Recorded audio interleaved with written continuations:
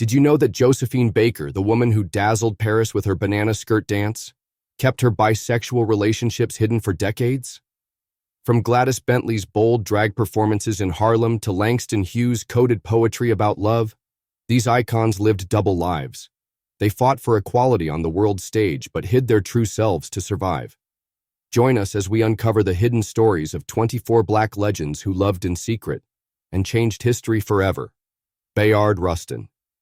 Bayard Rustin was born in 1912 and grew up in a time when things were very different. Back then, people of different races were treated unfairly, and Bayard knew he had to do something about it. He worked behind the scenes to help organize big events, like the famous 1963 March on Washington. This was a huge gathering where Martin Luther King Jr. gave his famous "I Have a Dream" speech. Bayard Rustin was the person who made sure everything went smoothly and everyone knew what to do. You may not know that, but he was gay, which means he loved people of the same gender. In the 1960s, being openly gay was very difficult. People might have treated him badly or not taken his work seriously. So, Bayard decided to keep this part of his life private. He didn't want his personal life to get in the way of the important work he was doing. Even though he faced challenges, Bayard Rustin never gave up. He continued to fight for equality and justice. He believed that everyone should be treated fairly, no matter who they are or who they love. His work helped change the world, and after he passed away in 1987, people began to recognize just how important he was. In 2013, President Obama awarded Bayard Rustin the Presidential Medal of Freedom. This is a very special award given to people who have made a big difference in our country. It was a way of saying thank you to Bayard for all he did, even though he had to keep some things quiet during his lifetime. James Baldwin. James Baldwin was born in 1924 during a time when Black voices were often silenced. He grew up in Harlem and used his talent to write stories, essays, and books that spoke about race, love, and identity. His work made people think deeply about fairness and understanding. Baldwin was gay, but he lived in a world that didn't accept it. He never publicly labeled himself, but wrote honestly about love in his novels. His book, Giovanni's Room, was brave for its time, showing a man's journey with his feelings. Despite challenges, Baldwin never stopped writing. He believed stories could change hearts. After his death in 1987, people saw how much he gave to literature. In 2014, his work was honored with a National Medal of Arts, celebrating his courage to share truths others feared. Josephine Baker. Josephine Baker was born in 1906 and grew up poor but full of talent.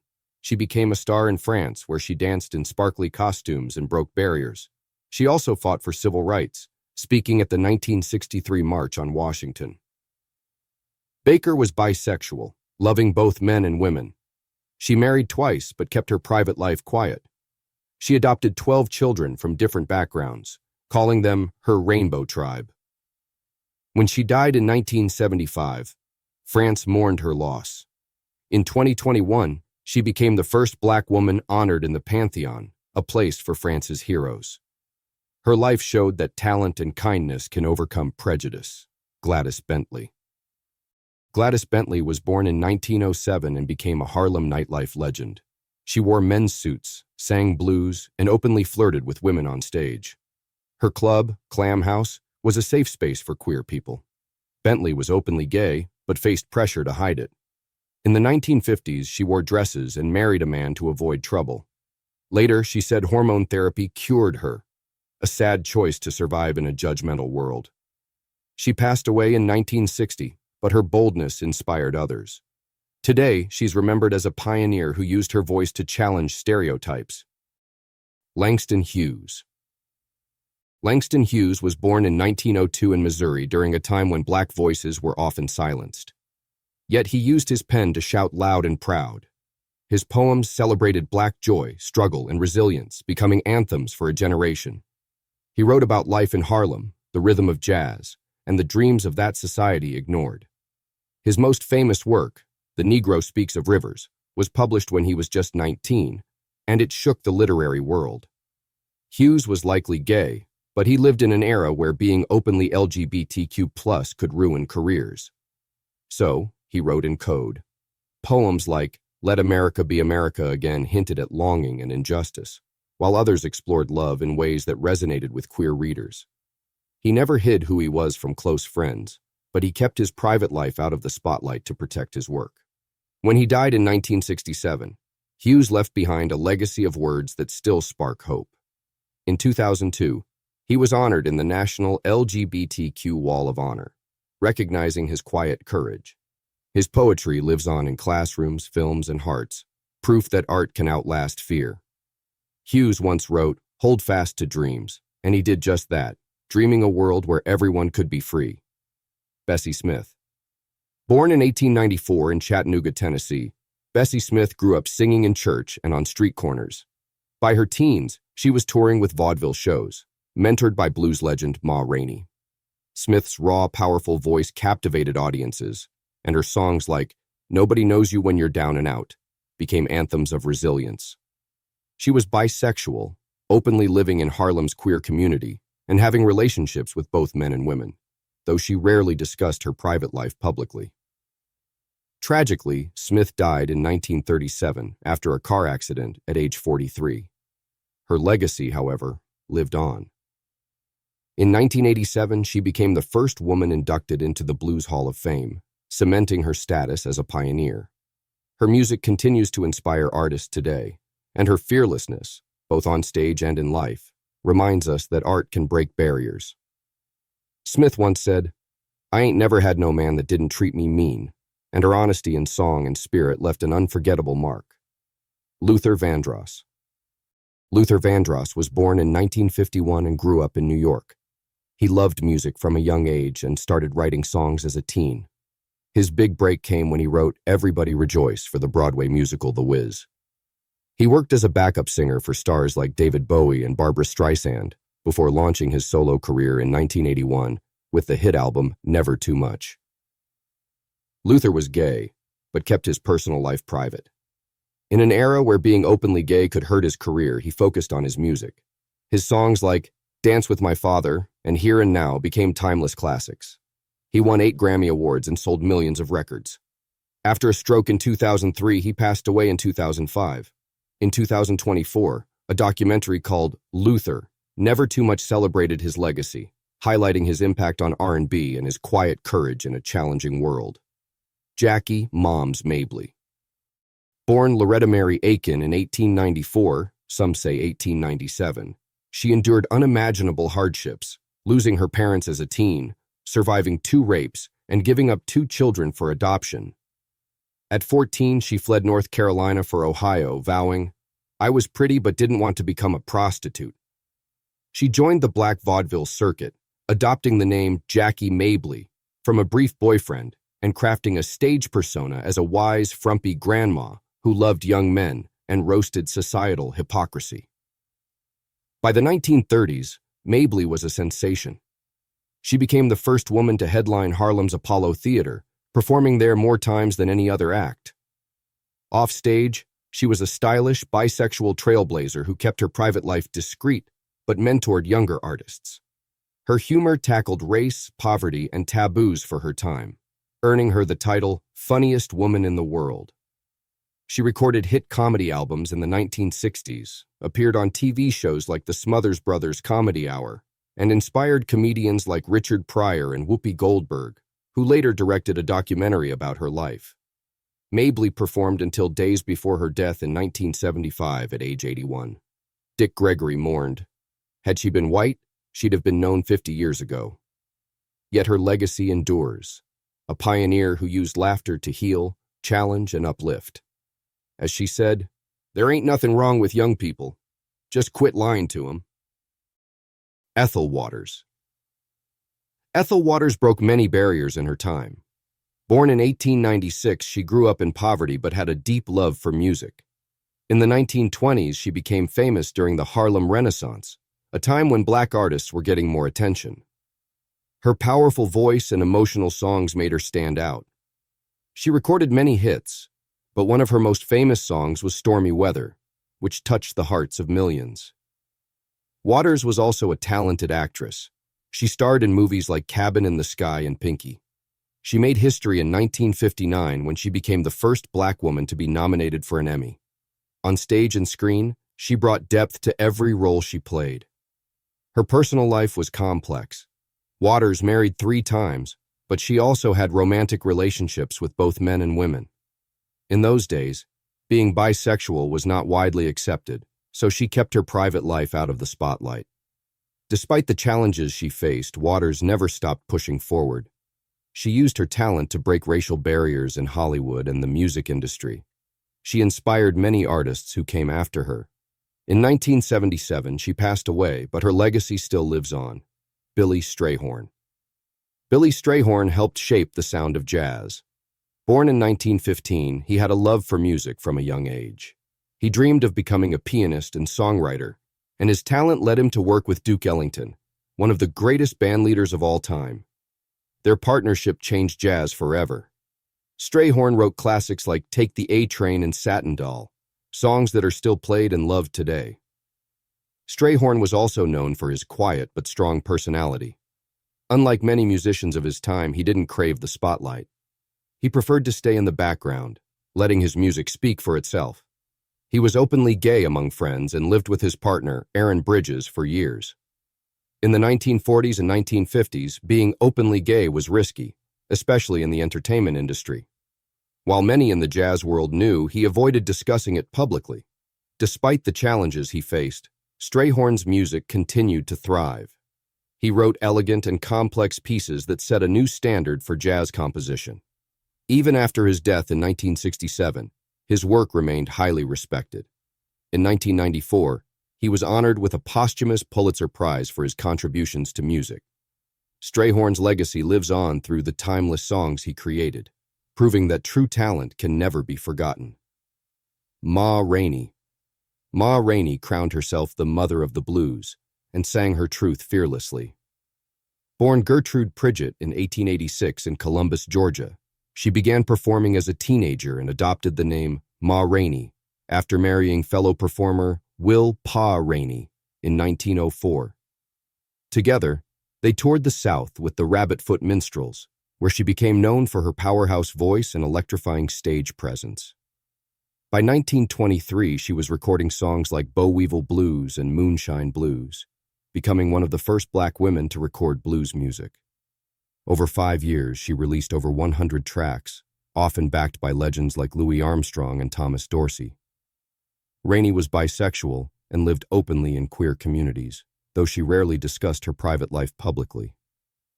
Her 1928 song Prove It On Me Blues boldly hinted at same-gender love, a radical act for its time. You got to prove that you love me before I let you step into my shoe. She mentored younger artists, including Bessie Smith, and retired in 1935 after the vaudeville circuit declined. She died in 1939 at age 53, but her legacy endured. In 2020, her story was dramatized in the film Ma Rainey's Black Bottom, starring Viola Davis, which celebrated her artistry and resilience. She was posthumously inducted into the Blues Hall of Fame and the Rock and Roll Hall of Fame, and in 2023, she received the Grammy Lifetime Achievement Award. Rainey's voice and her courage to be herself paved the way for generations of artists. As one admirer wrote, her voice bursts forth with a hearty declaration of courage and determination, a reaffirmation of Black life. Barbara Jordan. Barbara Jordan, born in 1936, shattered barriers as the first Black woman elected to the Texas Senate, 1966, and later the U.S. House of Representatives from the South, 1972. A civil rights champion, she delivered a historic speech during the 1974 Watergate hearings, declaring, "My faith in the Constitution is whole, it is complete, it is total." Her eloquence earned her national acclaim, yet her personal life remained discreet. She lived with longtime partner Nancy Earle, a relationship shielded from public view in an era where LGBTQ+ identities threatened political careers. When Jordan died in 1996, tributes hailed her as a hero, but her sexuality stayed largely unspoken. In 2015, she was posthumously awarded the Presidential Medal of Freedom, cementing her legacy as a champion of justice who navigated a divided world with grace. Essex Hemphill. Essex Hemphill, born in 1957, emerged in the 1980s as a voice for Black LGBTQ+ communities. His poetry collections, like Brother to Brother, tackled race, sexuality, and HIV/AIDS, offering solace to marginalized groups. A central figure in the documentary Tongues Untied, 1989, he confronted homophobia head-on, yet his own identity remained guarded. Hemphill believed art should uplift others, and he poured his energy into mentoring young poets. Diagnosed with HIV, he died in 1995 at 38, leaving behind works that still resonate. His legacy thrives in anthologies and films like The Watermelon Woman, 1996, which honored his impact. Hemphill's life was a testament to resilience, proving that silence can protect while words can heal. Octavia E. Butler.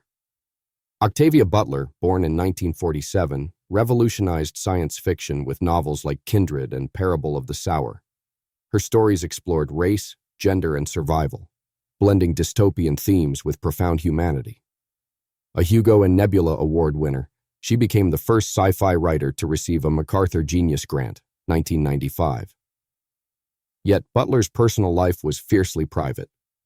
Though some speculate she was a lesbian, she never publicly addressed her sexuality, focusing solely on her craft.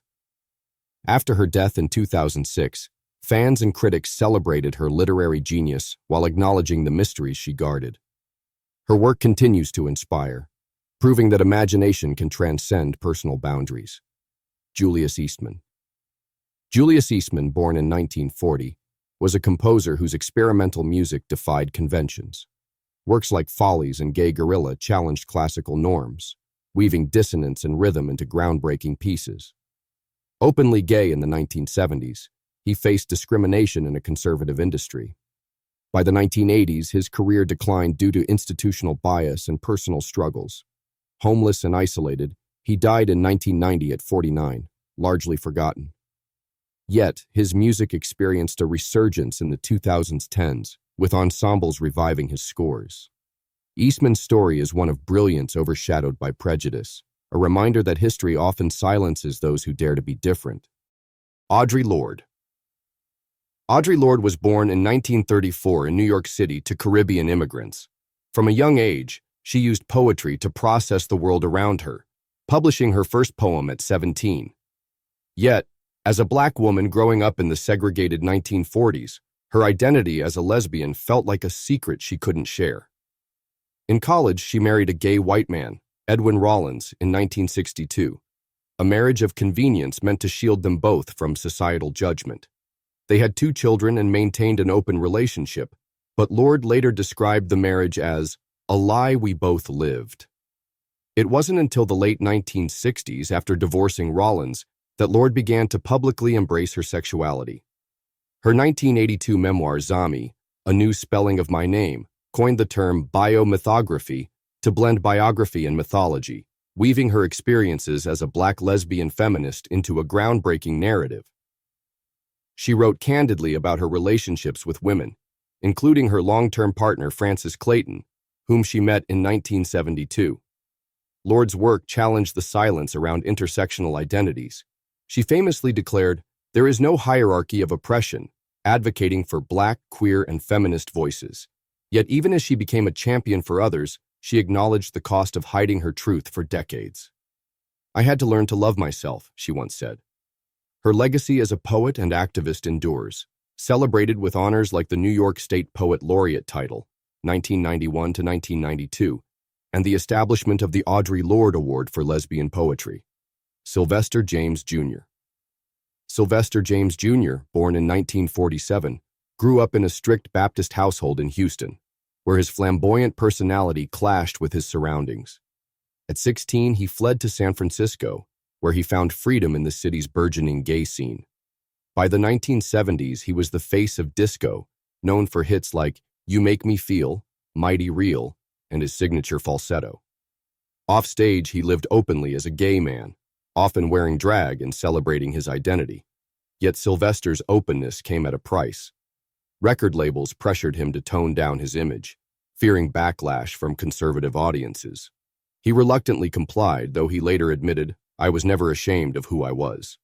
In 1978, he quietly married a white man, Michael Lyons, in a private ceremony, a union that shocked fans but reflected his desire for stability. The couple remained together until Sylvester's death from AIDS-related complications in 1988.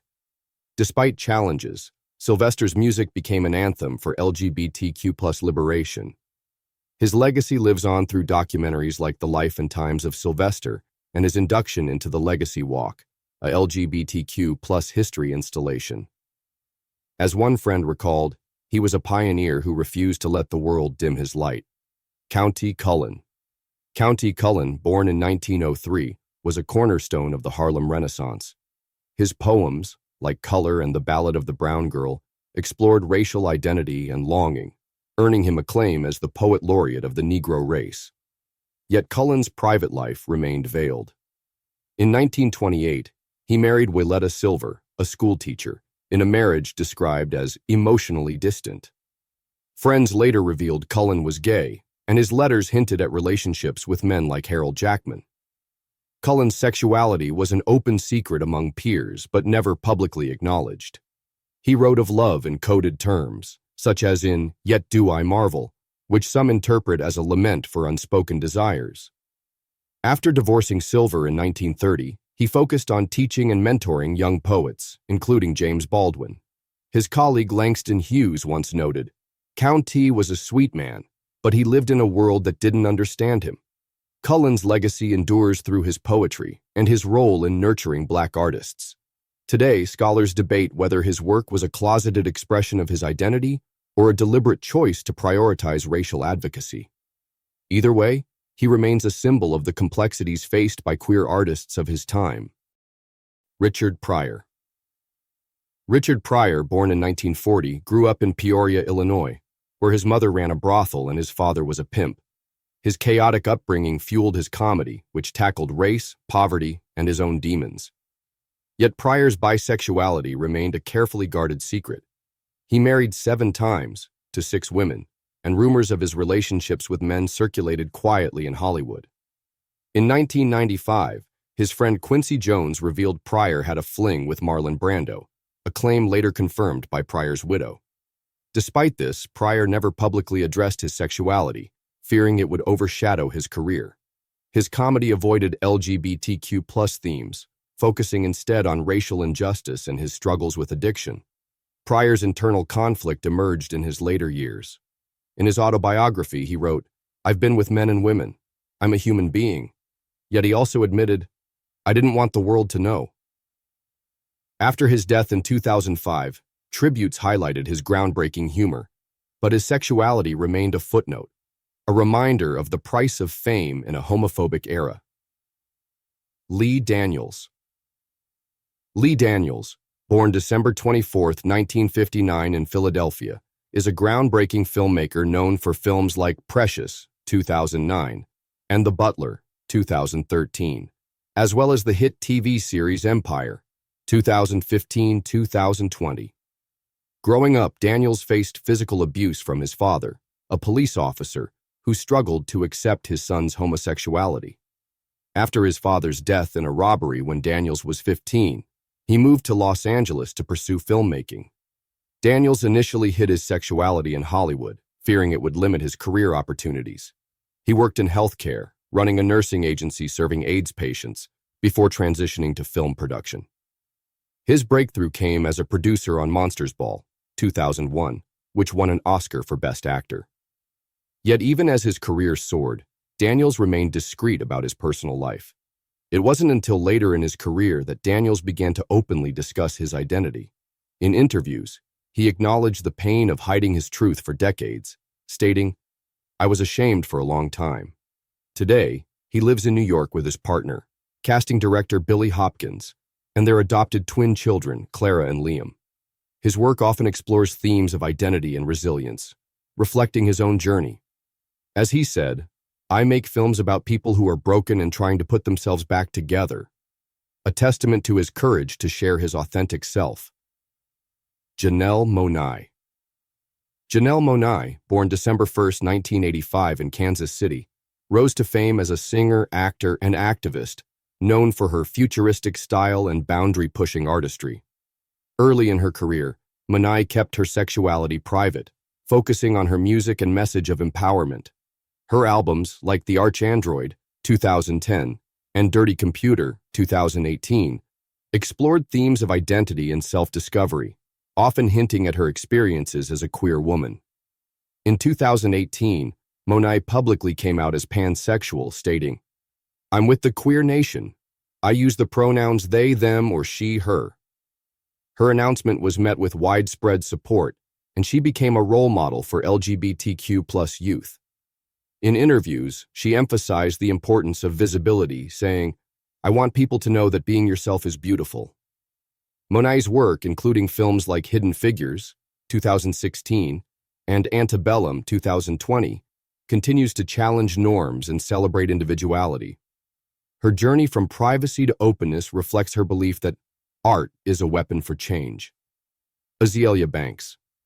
Azealia Banks, born July 11, 1990 in Harlem, burst onto the scene in 2011 with her viral hit 212, earning praise for her sharp wit and bold style. Early in her career, Banks kept her sexuality under wraps, focusing on her music. In 2015, she publicly came out as bisexual during an Instagram live session, stating, "I've been with girls before, yeah." Banks' openness was met with mixed reactions, as she also faced backlash for controversial comments on social media. Despite this, she remained unapologetic, stating, "I'm not here to be a role model. I'm here to be a reflection." Her music often explores themes of identity and self-acceptance, such as in Young Rapunzel, where she raps, "I'm a fucking superstar. I'll never be a pop star." While her career has been marked by ups and downs, Banks's willingness to share her truth has resonated with fans who value her authenticity. Lil Nas X. Lil Nas X, born April 9, 1999 in Atlanta, became a global sensation in 2019 with his viral hit Old Town Road, which broke records as the longest-running #1 single. At the peak of his fame, Lil Nas X publicly came out as gay in a tweet, stating, "I'm gay. What are y'all gonna do now?" His announcement was celebrated as a historic moment for LGBTQ+ representation in hip-hop, a genre often criticized for homophobia. In interviews, Lil Nas X emphasized the importance of visibility, saying, "I want kids like me to feel like they can be themselves." His music, including songs like Montero, Call Me By Your Name, openly addresses his sexuality, challenging stereotypes. Despite facing backlash, he remains unapologetic, stating, "I'm not going to change to make people feel comfortable." Lil Nas X's openness has made him a trailblazer, proving that artists can thrive while staying true to themselves.